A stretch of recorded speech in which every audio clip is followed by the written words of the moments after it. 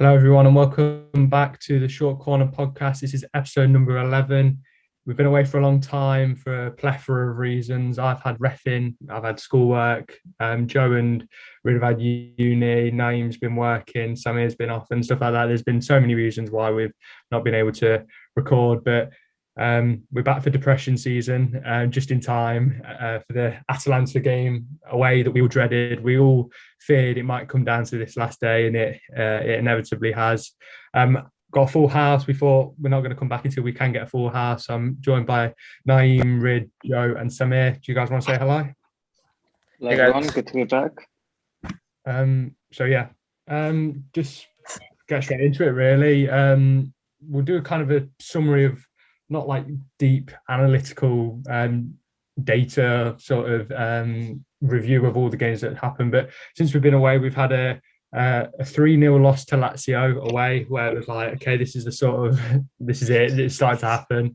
Then we had the Benevento game where we like struck back, and it was like, okay, this is good. We're restabilizing. Then we had the incredible 3-0 win away against Juve, and then we were like, this is sorted now. We've got the head-to-head. We've got the lead. And then the 7-0 away at Torino, it was kind of like, there's no, like, this is it now. All we need to win against Cagliari. Surely we've done it. And then the 0-0 draw, 21 shots, only like 2 on target. Like the most frustrating game I've like watched as a Milan fan. Just so much on the line and just such little. It's like so close, and we just couldn't get over the line. So yeah, Rid, you want to start off with your thoughts on just this whole last month or so where we've been away and thoughts on it? I mean, I think it's safe to say it's been a roller coaster of emotions and just results in general. As you said, we started losing 3-0, then 1-2-0, 1-3-0, 1-7-0, and then 0-0, and arguably the most important game. I mean, with the Lazio game, I don't think, because obviously the first time we played in December was the game where Tirana scored like the last minute and then send us to first place, which seems like ages ago now. So I wasn't expecting, to lose 3-0, but it happened and there wasn't much we can do. And I'm glad that we came back with the Benevento game. I was really surprised with the Juventus game. I think most of us went in there. I mean, I say most of us, I'm talking for myself. I went in there with no real hopes. I was like, I feel like it's going to be one of those games. We dominate, they get penalty in the 87th minute, Ronaldo scores and then just runs around the whole pitch like he always does, and that's it. But we played really well. And I think at the end of that game, as Matt said, I think that was when, for the first time in a few months, I was like, okay, maybe we're actually getting somewhere now. And the Torino game came where we just destroyed them 7. I was like, yeah, this is done. Like, there's no way we're not going to score and not win against Cagliari when we scored 10 goals in the last game, which we didn't do it. So we didn't win against Cagliari. So that said, we drew 0-0, which was very disappointing, very frustrating. You could tell everyone was so nervous. Like, I was seeing players miss basic passes they would not do in the middle of any other point in the season. So it was really disappointing. And yeah, now we have to face Atalanta, which we have not won against ever since Pioli took over. We lost 5-0, something I'll probably never forget watching that game. So not looking forward to it. I mean, compared to where I was 2 weeks ago after the Juventus game, I'm not expecting much on Sunday, unfortunately. I think Gian from Twitter was saying that it doesn't matter if we beat Juve 3-0. We have to get results from the next 2 fixtures. And he was absolutely spot on there. We did get the result against Torino, but didn't get anything on Cagliari, which put us in this predicament. I think all of us would trade at least one of the goals from the Torino game for just 1 goal against Cagliari, instead of scoring 7 on Torino, and just a 1-0 victory in Cagliari would have been really nice. But we just played horrible against Cagliari out of those last 3 games that we played. And, we're dreading what's going to happen tomorrow. It's Atalanta. Well, I mean, hey, who knows? Maybe they want revenge on Juve. They lose intentionally. I don't know if you guys have seen this stuff on Twitter where they're having this stuff on closed doors. Maybe they're doping. Maybe they're planning an intentional loss. We don't know. I think Atalanta are going to try and play to win. Just because I was just get the vibe from Gasperini that he thinks of Milan as this like slapping boys, basically.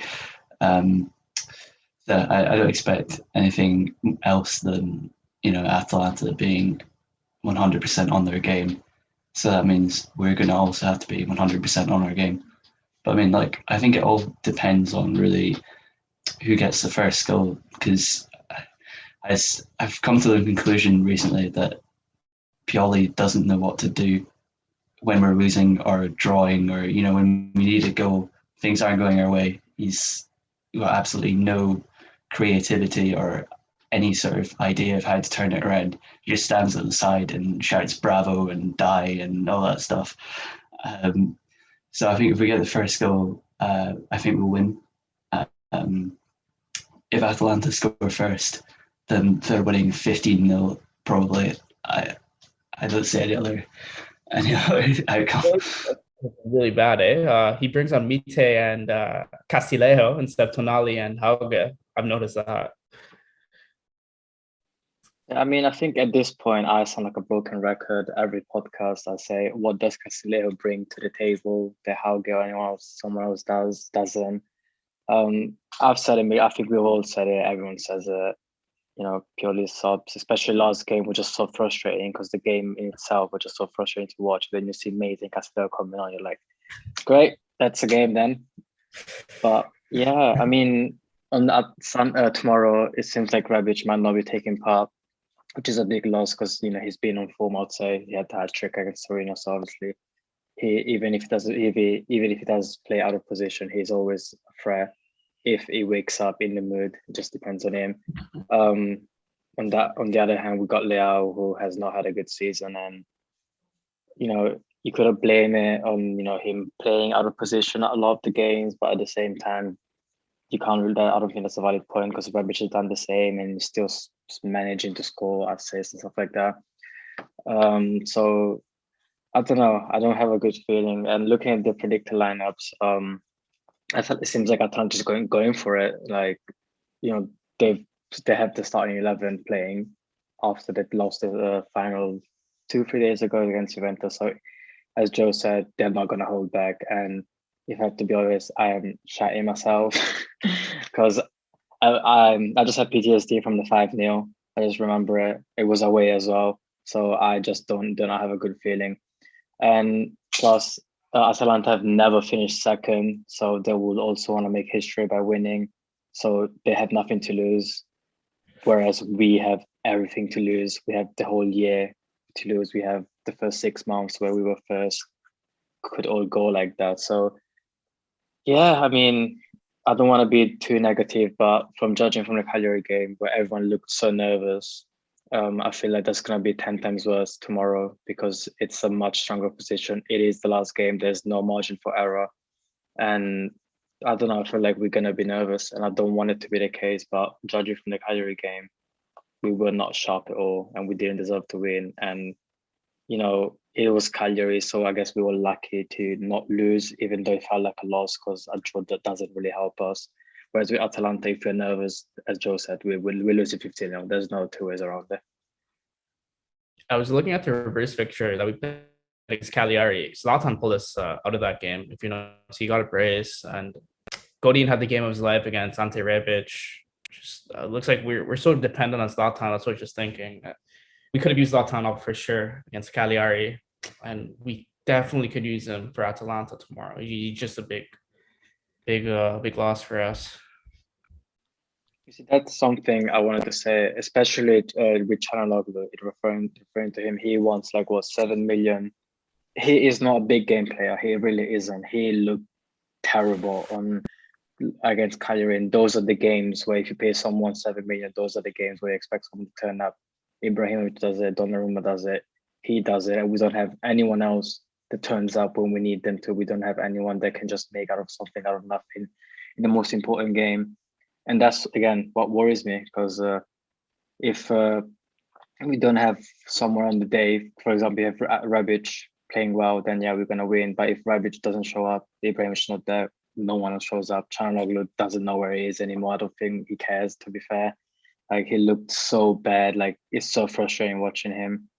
And I don't know, I'm being very negative, but yeah, I don't see us going further than now. Same. Our last few results have been freaking horrendous. Like so inconsistent. We won against you. I'm like, okay, maybe that's the turning point. The next match, Torino, we won 7-0. I'm like, okay, that's it. Probably, we're probably gonna get the UCL, right? It's Cagliari. We're either gonna win, at least 1-0 or at least, or like 2-1. But I don't know what will happen. If our players like are nervous against Cagliari, we are not making out of the hood against Atalanta. They're gonna destroy us. Like, no way that like. And Gasperini, I don't think he cares like what fans think. Like Atalanta has like 100 fans. I don't really think he cares what they want. Like we've seen like fans are like protesting. They want him to whatever like, against Juve, like dodge Juve or something. I've seen something on Twitter. So I don't think he really cares. He wants to finish second, and I really think he hates us. Like, and our track record against him, it's really bad. 5-0, and then we drew 1-1 or 2-2 when we were like in our best form, like last year, and then we lost this year 3-0. So God knows. And Pioli has been making horrible subs since last few matches. Like he's been bringing on Mete when he needs, when you like we have to win. Like why not Tonali? Like I don't really get him. Like I don't mind Mete as a like a bench player. Like if you're winning, okay, bring him on. But when you want to like win a game, like in a score, don't bring him on. We have Tonali. Like I don't understand. And Samo is the same old like thing we've been saying in the past few months.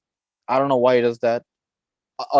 Also, like Salameka was playing really well. I don't really get him, honestly. Samir is good. So, I'm glad he didn't make that Belgium squad. I mean, with Samu, I think against Cagliari was like when he came on, I feel like he was the only player who was actually trying. I didn't respect him for that. You can tell he cares about the club, but just isn't good enough. he actually agree on it. He was the only one who was like at least trying, even though his shooting was like awful as usual. He was at least trying something, running for the ball. Like none of them, like it was like we never played football like for the last year. Like like everyone was so nervous. Like no one could do a proper pass. Like nothing was working. I don't know why. I'm like, if you're so nervous against Cagliari, I don't know what doesn't happen. If you even make UCL, imagine against like big recent clubs like Barca, Madrid. Like what will really happen? It's just like these kind of matches make me think like we're not mentally prepared for UCL. Same thing happened. Sassuolo, we lost 2-1. Sampdoria 1-1. Like if you can't really beat these teams, like I don't know. Like I don't really understand what's gonna happen. It doesn't matter if you have like a good squad. Mentality is very important. Like we have no one like Ibra, literally no one. Yeah, we might say Donnarumma shouts, blah blah blah blah. He also shouts, but then like we have zero mentality. Like no one has mentality like Ibra. And Rebic, he's we said right, either he's world class or world ass. So it's like we don't have like a like a proper player who's always on every week, day after day. There's no one like that, so it's hard. I don't really know what the hell's gonna happen. We are not gonna make out of the hood, bro. They're gonna win like 5-1, 4-1. It's just gonna be. We are for me. We're basically out. So are we all saying we're not gonna make it? Well, so Naim, we'll make some like actual predictions. So in terms of permutations, if we win, we're in. If we don't win and Juve win, we're in.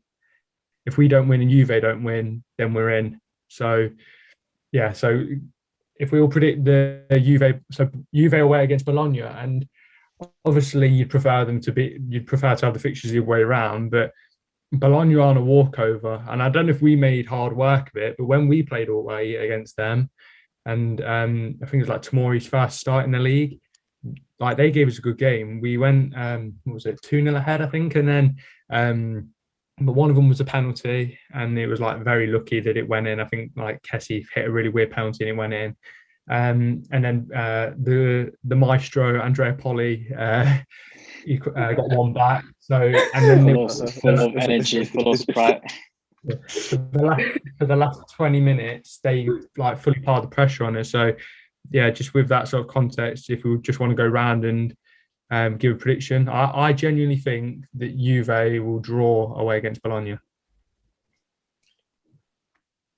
I don't know. I feel like that's the type of game that, I mean, I don't put anything past Juve at the moment because I think they've honestly been worse than us. I think we're a much better team than them, but the likelihood is that they're playing a team that is safely, they've got nothing to play for. They're not going to qualify for Europe. They're not getting relegated.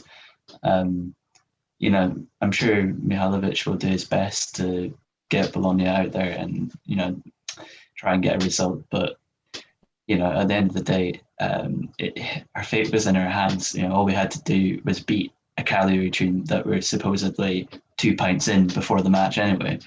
And we can do that. So really, we're kind of screwed. We have to beat Atalanta. I think it's probably more likely that Napoli drop points against Verona than Juve drop points against Bologna. But I mean, I think everyone will win. I genuinely think that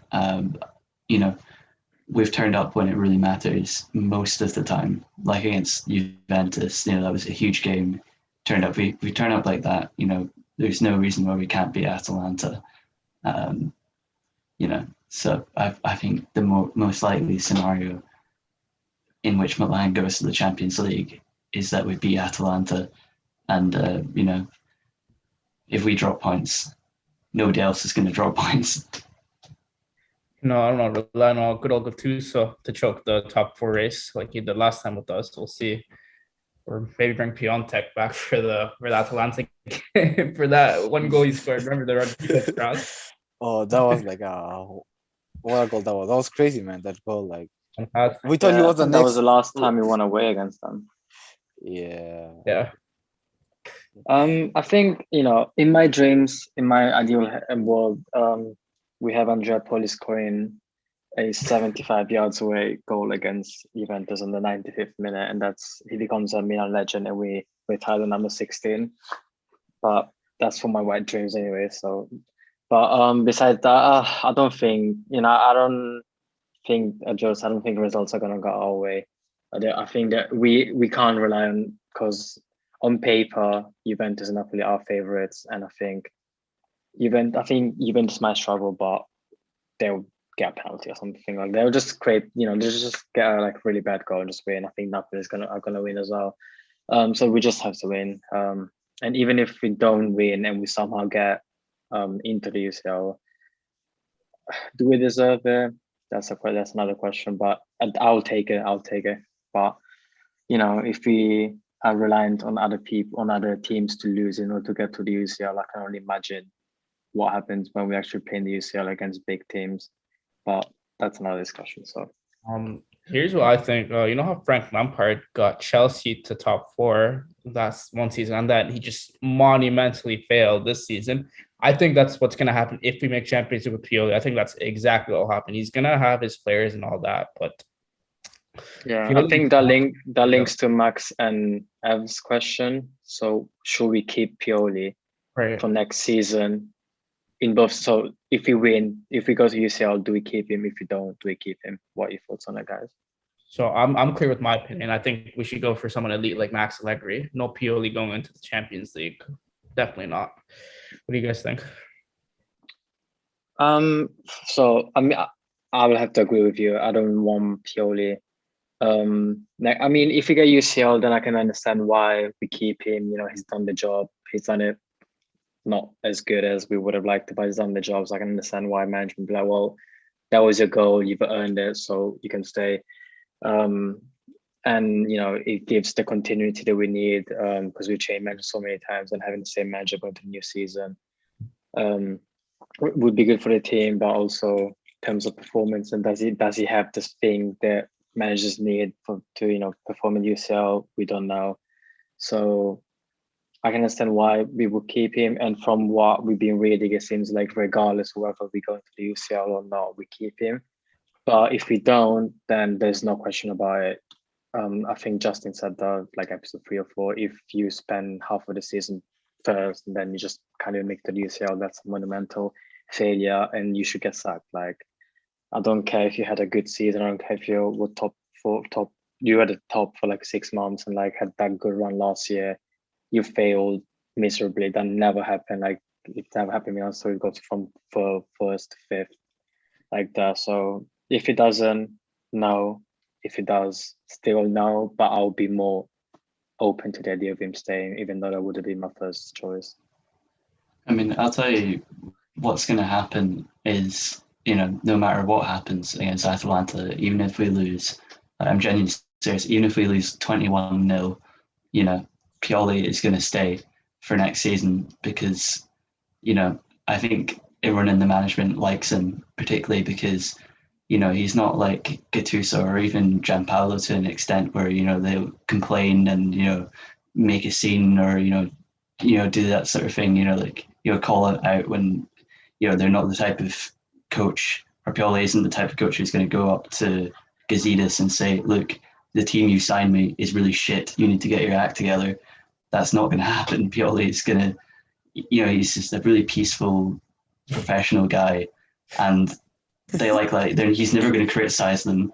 He's the perfect sort of guy. He's a yes man. He'll do whatever he wants. If Maldini went up to Pioli and said, look, I want you to play 3-5-2 in the next match, Pioli would probably do it.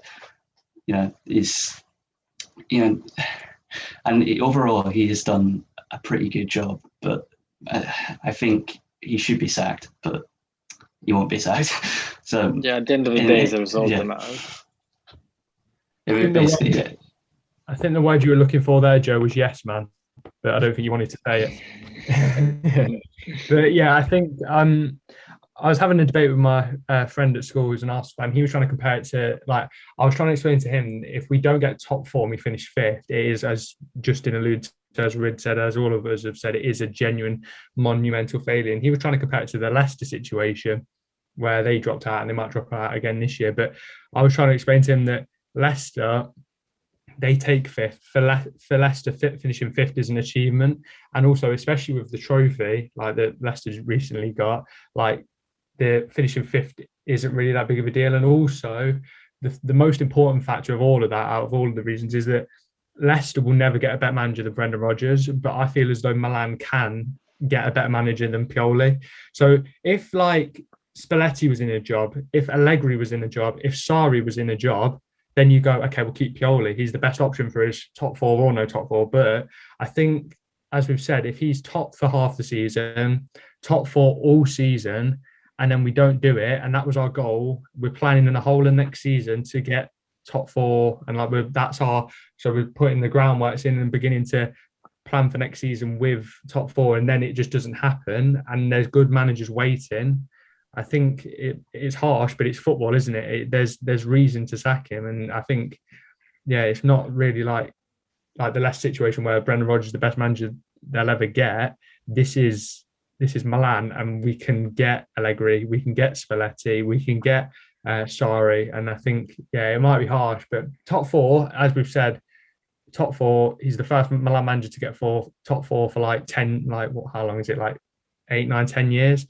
But if he doesn't, then he's just like every other manager. It seems harsh, but he's if he doesn't get top four, he'll be remembered with Gattuso. He'll be remembered with Montella. He'll be remembered with Gianpaolo. He'll be with those sort of people who came to Milan with a job to get top four and they failed. And he might have failed in a more pretty way. He might have failed in a more fancy way where we were top and we scored last minute winners on Boxing Day or whatever it was to send us top on New Year's Day. It's a more, like I said, fancy, a more romanticized failure. But at the end of the day, it is like Gianpaolo, like Montella, like everyone who's come before him since Allegri, it will be another failure. And if we finish fifth, he does have to go, I think. So, it's harsh, but if we don't get top four, he has to leave. And just to add on the Leicester comparison you made, I think if you put in context, with all due respect to Leicester, because I know you're fan Leicester, it's not that history to be in the UCL. And if you look at the past 5 years, 7 years, they've won. They had that amazing Premier League win a few years ago. What have we done? Won the Super Cup, which no one really cares about. So, in terms of other teams like Leicester, not finish top four 1 year, it's fine. Whereas if you do it 7, 8 years without really doing anything, then it's even worse now when it's how many years would it have been now if you don't make 8? Yeah, exactly. And that's which the is thing with, insane to think about. Yeah. yeah, with Pioli, his goal was top four. And like I said, at the beginning of the season, the goal was top four. 38 game weeks later, he's not top four. It doesn't matter what's happened in between. It can be we've won 7-0, we beat Juve away for the first time in 10 years. The black and white of it is he's failed. He's done it in a very, like I said, a very romanticized way where there's huddles after the game, there's a great team spirit. But at the end of the day, when you put it if we don't get top four, the season will remember for another year where we finished outside the top four, and it doesn't matter what happened in all of those 38 games between the beginning of the season and now. And it's sad to say that, but that's my view on it, really. That yeah, it's a failure regardless of what happened in between. Yeah, I'm gonna use Go on, Naim. Hakan slander because Hakan wants 7 mil a season. He's not playing like he wants 7 mil a season. He should be the game changer. I think the commentator last game was saying we need someone that pulls out a spark, someone that can pull you out of the hole, like Shevchenko. Matt's wearing a Shevchenko kit right now. If you guys didn't know, Shevchenko could, backs to the wall. He could pull us out of a game like Cagliari, just produce something out of nothing. A player like that deserves 7 mil a season. Hakan, he's busy making his Instagram posts. These people talk too much and this and that. He can do all that, but look, if we're not making top four, it's because he hasn't stepped up to Zlatan's place. He needs to be the game changer. He's our number 10. He's our Rui Costa. He's our whatever you call it, or like Seedorf. He needs to fill that hole, but he's not doing that. And for me, he has to go. For me, just after the past performances, he has to leave. I don't care if it's on a free. There's much better number 10s out there.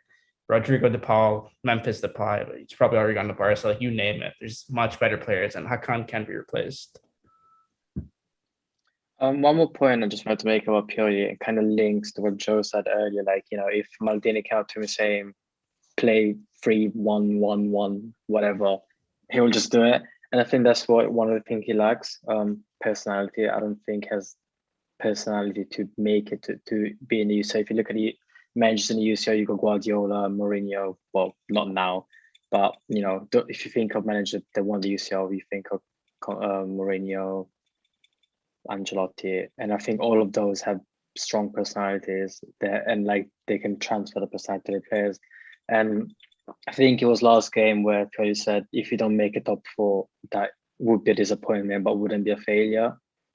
And that just goes to say, like, that's not Milan mindset. Like, if you play for Milan, as Ibrahim said, like last season, you either win or don't. Like anything but first is not really Milan standard. We haven't been on that standard for years.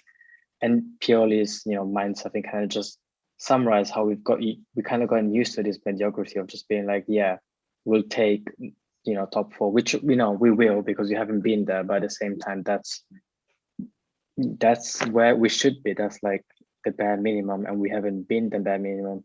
Making a top four would be a great achievement, but that's where we should be, at least. And I think, I don't know, it just doesn't have that mentality, to think. And I think that kind of shows with the performances, like where we most needed it, he wasn't there, the team wasn't there, and you need someone, to give you that mentality, and just doesn't have it. So that's one of the reasons why I think he's not the right person to go forward with, on top of several ones like the subs. Where's Hauge? Why is Mate always playing? Why is Castello always playing? Why is someone like Hauge, who's been good whenever he plays, been benched for 3 months for no reason? Like, there's so many reasons as to why I don't think he's good. Like, the only things we have seen, it's make a top four, be in the first for a few months, champagne football or whatever. Sometimes for like a few months, but then if you take those away, what we have got left, nothing. We make it fifth. We hindered Hauge's development. We got crappy players playing every single game for no real reason. That's not UCL level. That's not Milan level, and it's quite poor in my opinion. So to bounce off what you just said there, you can see Zlatan Ibrahimovic screaming top of his lungs at Hakan, at Castillejo. Zlatan knows the standards that we used to be at. He was part of that 2011 Scudetto winning team. He knows that at Milan, you have to be the very best. We have the second most Champions Leagues, for fuck's sakes, man. Like, we deserve to be in Champions League. And it's just sad that a lot of these players don't have the same hunger and that same mentality that Zlatan Ibrahimovic has. Because he's screaming at the top of his lungs. He's trying his best. He was bleeding like in that game against Juve. Like, he's doing everything out there to push us to top four. And just some of these players are so spineless. They're not giving that same amount of effort a freaking 40-year-old is. It just sickens me, man. Yeah. And looking Yeah. at Conte, for example, I think 2 games ago, well, they've already won, and you can still see him screaming at his players, swearing at them. Why are you doing this? Why are you there? Why are you doing that? And like, he's already won the thing. So what was the point of bothering? And that's where we should be. I don't, as much as I like purely his personality, just saying bye, die, stuff like that for 90 minutes. It's just nothing. Like, that's what I tell my sister when she's trying to go cycling. Like, you're not going cycling. You're trying to win the freaking UCL. So what are you doing? Yeah. To go back to the question, if we should keep him, if we fail, he should go. But like, if we can't get a bigger manager, like big manager like Allegri, Spalletti, I don't think we should really sack him. If we can, then we should. If he misses UCL, but I think with UCL we're not gonna sack him. First of all, his wages is like 2 million per year, and secondly, I think he really gels well with the players we have. I don't think we had any like problem with the players yet. And lastly, guys, we have to like look back. Yes, he makes bad decisions like bad subs. He never plays Holge, but we had so many injuries like last few months, so many COVID cases. And then he had to deal with that, right? It's not like in all his fault. We had like half of our team missing since like January to February, since then. Like, he's still somehow managed, but then right now he's failing, but then he had so many issues right with the squad. Like, we had at one point we had no striker. We played Castillejo against Man United. Like, you can't blame him for that. You can't blame him for incompetent players. Like, if Hakan misses like all the easy chances, Castillejo can't play. Like, you can't really blame him for that. But I get it. Yeah, there are better coaches out there, like Allegri, Spalletti. But I think if we make UCL, I think we're gonna keep him, like, regardless. Also, I feel like we should, for the sake of continuity and for the sake of players, players from what I can see, I think the players really like him, So for that sake, I think we should keep him. But like, I think Naim said the Lampard case, right? Yeah. It might be like that, he got fourth, and next season he's finishing like fifth, sixth. We can't really predict the future, but I think with like a good enough right winger and like a proper striker, like a good striker like Velotti, and maybe a new number 10, we should give him another chance if we make UCL. I see your point, but for the sake of argument, you can't blame him for the shit players he has, but you can blame him for consistently playing his favorites, like Castillejo coming on, Hakan keeping his spot despite being dog shit. The one good change that Pioli has made, I'll give it to you, is Tomori for Romagnoli. That worked out in dividends. Yeah, that was brave as well. That was brave to drop the captain. So that's it was a brave decision. I think that's the point that we're all trying to make, really, that it's a hard one, because we I don't think any of us dislike Pioli. I think he's like, I don't want to speak for anyone else, but like, since I've been supporting, he's definitely been obviously like Gattuso, like the Milan legend sort of aspect of it, that's cool. But in terms of like manager, I think he has been our favorite manager, and it would be tough to like see him go, sort of thing. But at the end, and like we said, if he gets top four, you don't want to see him go. And even if we finish fifth, it's kind of like we'd be reluctant to see him go. But I think it has to be like an executive decision. It has to be his brave decision to drop Romagnoli for Tomori.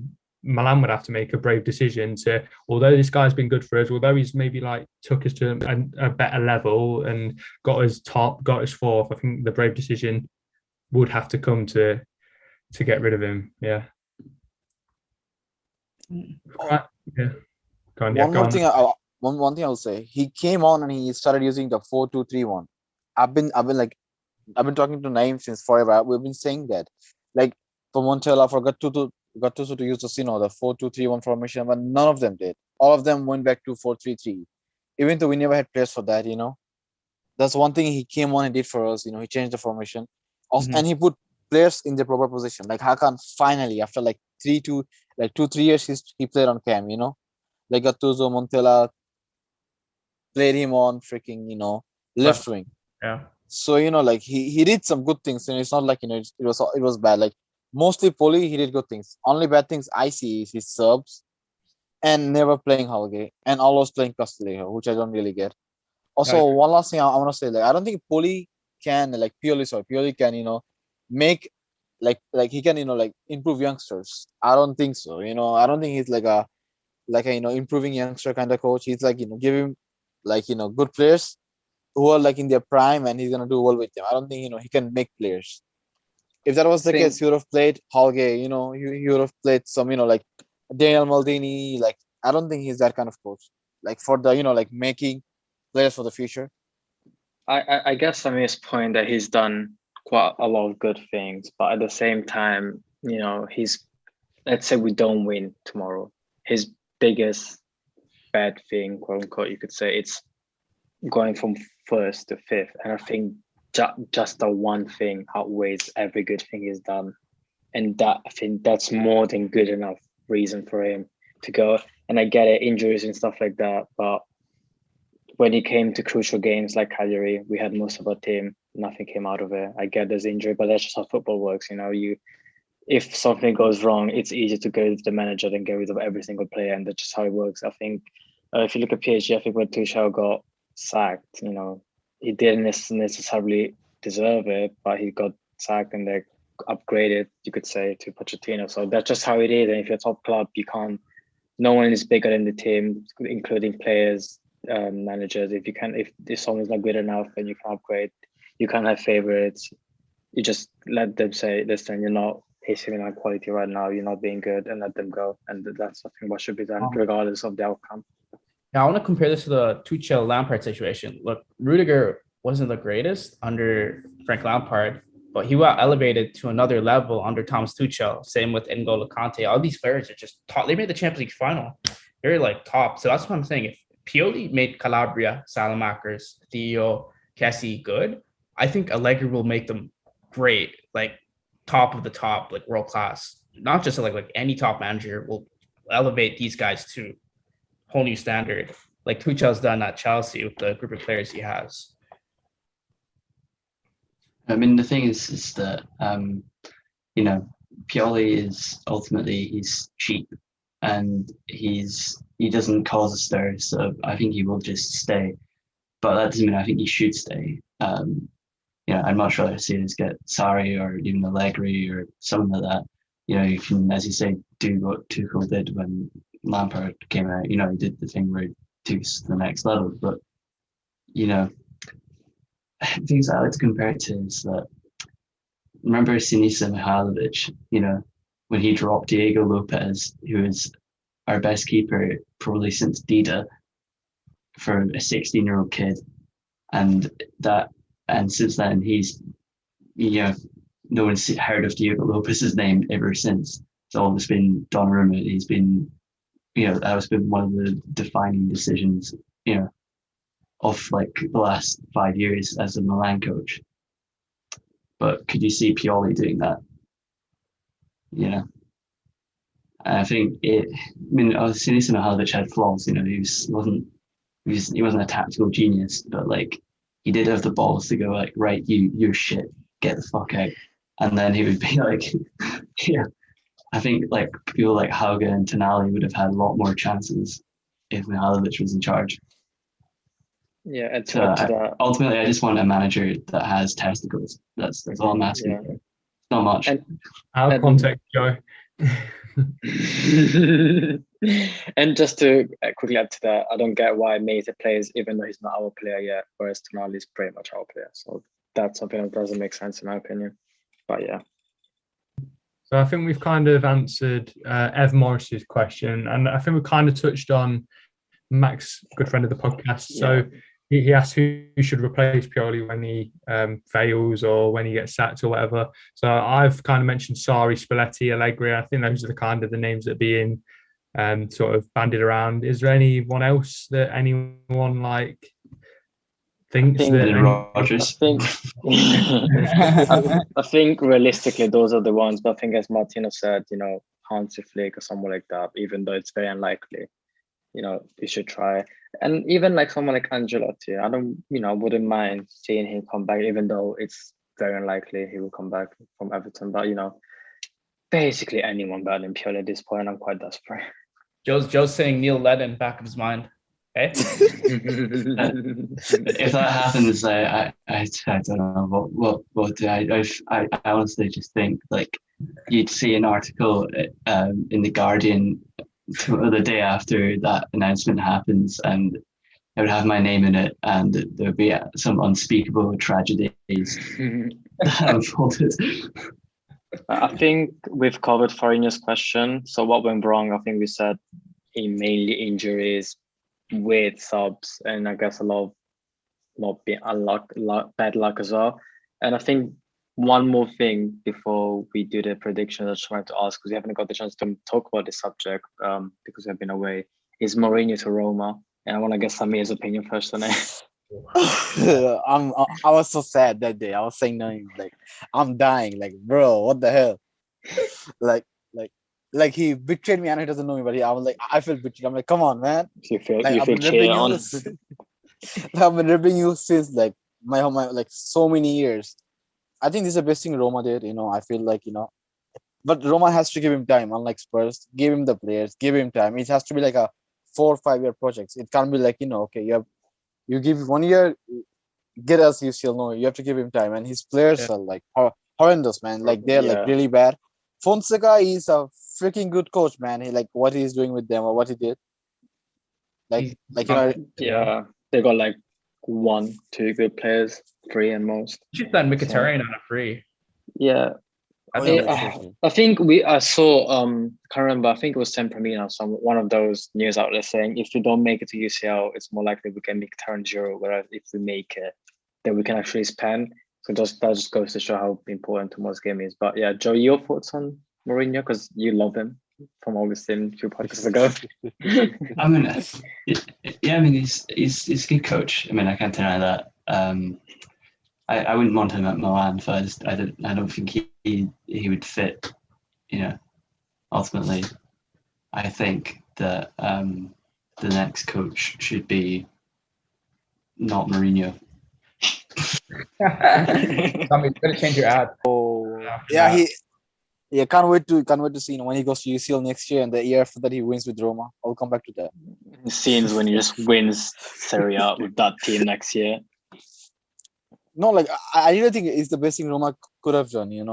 Like I really hope they give him time and players. Yeah. Like I mean, it's a big move. Yeah, it's a big move. I think that's what Milan is not doing. You need that big statement move, like Roma saying, "Yeah, we got this big coach. We want to make something happen."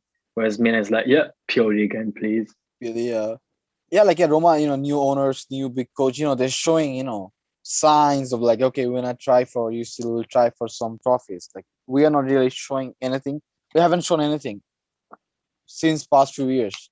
Like our biggest signing is like a 50-year-old Zlatan. So I don't know what it says about us, honestly. Also, I feel like Mourinho might do better because like he tends to do better with low-key players. Like if they're big players, the personality clashes. Like Mourinho needs like some like low-key players. So he can do his Mourinho, shenanigans. His black magic. Exactly. So I feel with low-key players, unknown players, like players who have not won much, it's perfect for him, honestly. I don't know why Spurs sacked him before a final. That was a weird decision. That was just because I heard because if you won a trophy with them, they were like they had to pay him some million or some shit. Like it's basically but that would be the first trophy you've won since World War One, basically. And like I think statistically, he was like the only coach that has beaten Guardiola in like a final, even though it was once. But just didn't. Yeah, true. Yeah. Also, Hurricane had his like best season, assist goals wise under him. So nothing made sense, And he never got his player. Like I said like last episode, like he never really got his player. Yeah, Harry so Kane to Milan. hopefully Harry Kane is going to. He might go to Roma. I wish. Oh, what do you guys think he's going? Honestly, I know it's out of topic, but then. Man City or PSG, I think. Yeah, I think he's gonna stay. Yeah, Yeah. probably I think EPL. If he doesn't stay, is either Man City or PSG, in my opinion. I think Joe touched on it when we had this whole debate about Mbappe, Haaland, and Kane. I think with Kane, it's just a really weird situation because it's like, can Man U afford 100+ million? Man City have never spent over like what their record sign is like. Is it Diaz? I think like 65 mil. They don't like spend 100 mil, and then Chelsea like.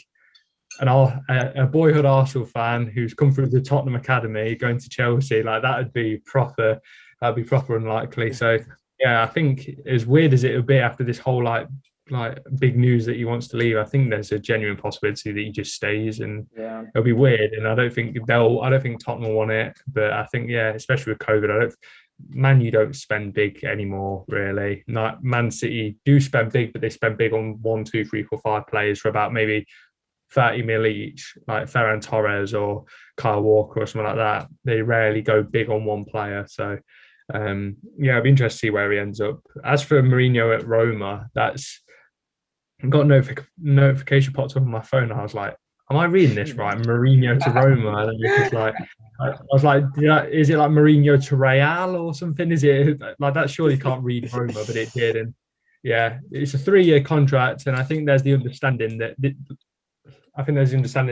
It won't be immediate success. I think Mourinho knows that. I think the players will know that. I think the owners will know that. I think they spoke about that when they announced it. It's a project sort of thing. So, it'll be interesting by the end of that 3-year contract, A, if he'll be there, and B, if he is there, well, will they still be 7th? Will they still be like outside the top 4? Or will they be secure top 4 guaranteed like they were maybe like 2 or 3 years ago and trending for the title? So, big moves.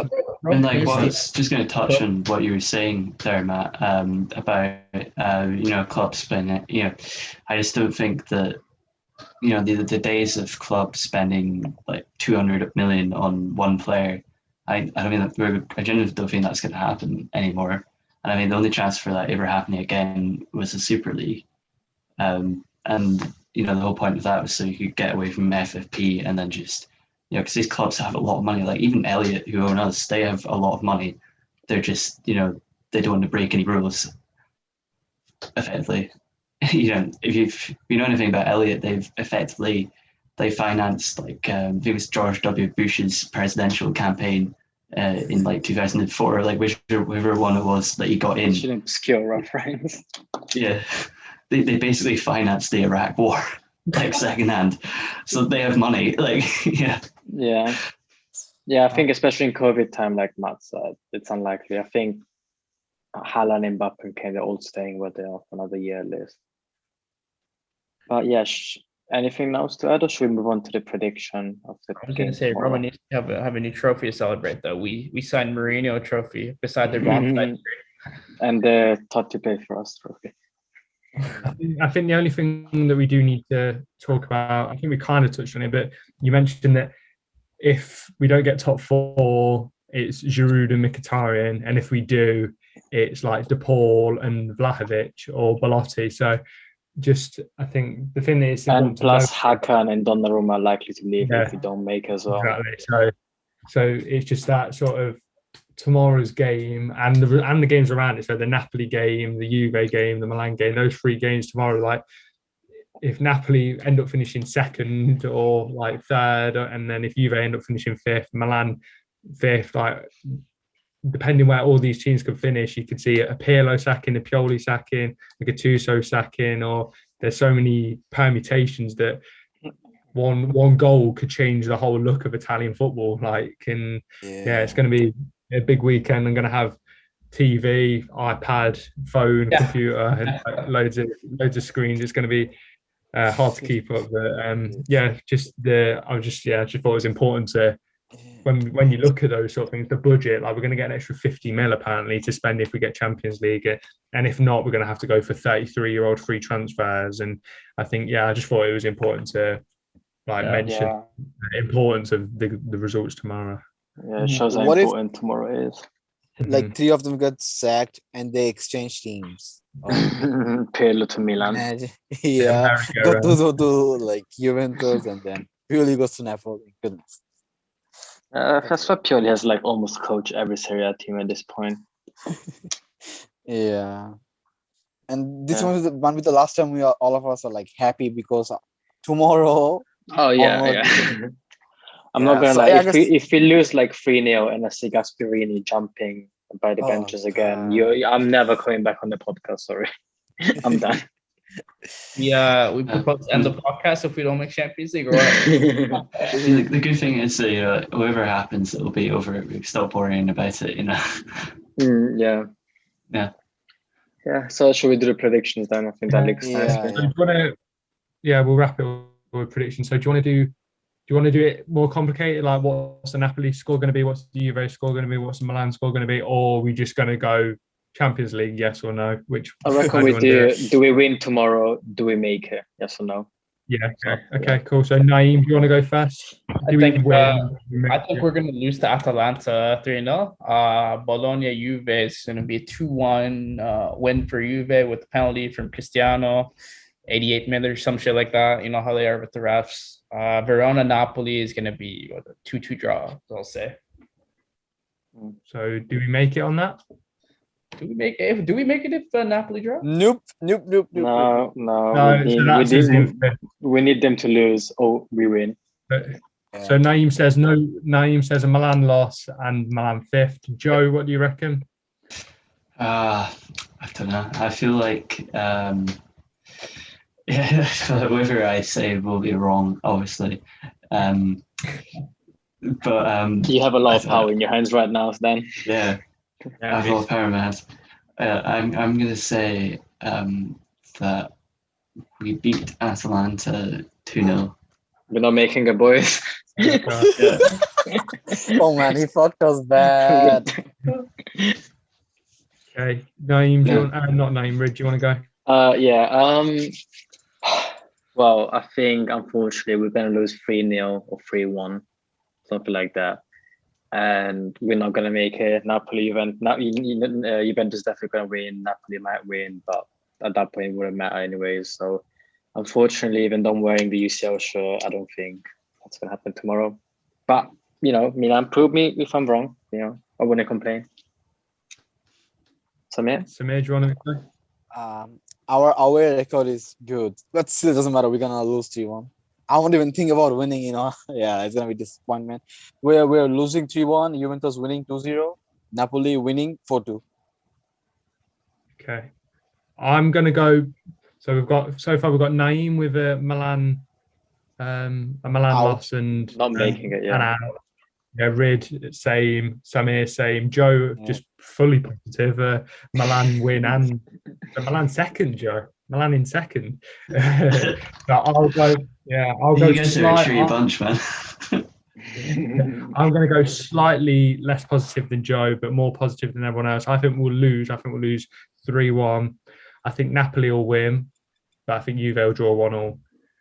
So I think we'll sneak in fourth, Napoli third, and Juve fifth. So we've got, two of us think we'll do it, and three of us think we won't. And I think that just summarises how we're all feeling about this game. Anything can happen.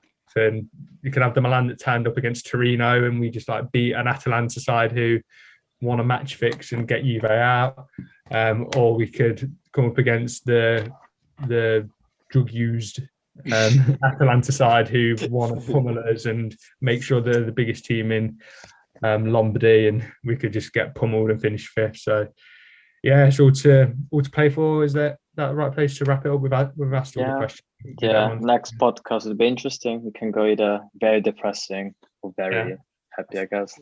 It's gonna if we lose, we should all just turn up in black. Just well, like Sky Sports, like when the Super League was announced. Or black for AC Milan's funeral. Just turn the lights off, close the blind, put up, and then just all in black. An hour of complete silence. This way, did you guys notice that, when the pundits were all talking about the aftermath of the Super League, all the like Gary Neville and like all that, and Rio Ferdinand wearing in black ties in the studio and stuff like it's like the death of football and all green. It's kind of funny. Yeah.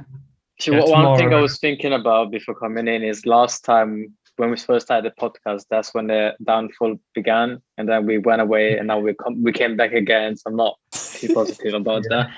I mean, I would like to I think it think. wasn't even a thing when we last did it. So like, I mean, like when we I mean, I would like to think that destiny of Milan is more than dependent on us five, but I think since the start of the podcast, we have been shit. Like, Yeah. Milan has been. I can agree with that one. Yeah. But since the new year, isn't it? We started it in the new year. Since the new year, we've just been rubbish. So pretty much. So should we wrap it up? Yeah. Yep. Okay, so thank you everybody for watching Short Corner podcast episode 11. As I mentioned at the beginning, sorry for being away for a while, but we have been quite busy, and now you've seen our beautiful faces again, and you'll see us again next week, probably more depressed than we are now. Naim, Rid and Samir predicts Milan in the Europa League next season, and me and Joe go with us in the Champions League. And I've been Matt, I've been joined by Naim, Rid, Joe and Samir. Thanks for watching. Like, subscribe, and thoughts on Milan. Ciao, guys.